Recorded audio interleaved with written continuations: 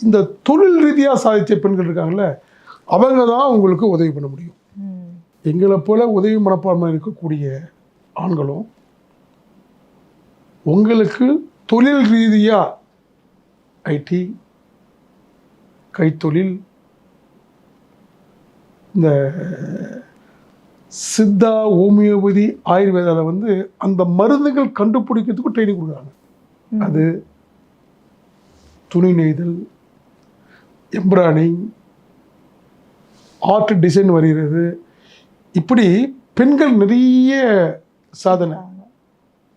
அதாவது PJ, DJ, அதாவது இந்த கேம்பெயின் பண்ணுறதுக்கு என்ன பேர் சொல்லுவீங்க? எம்சி. எம்சி. எம்சியா? எம்சி.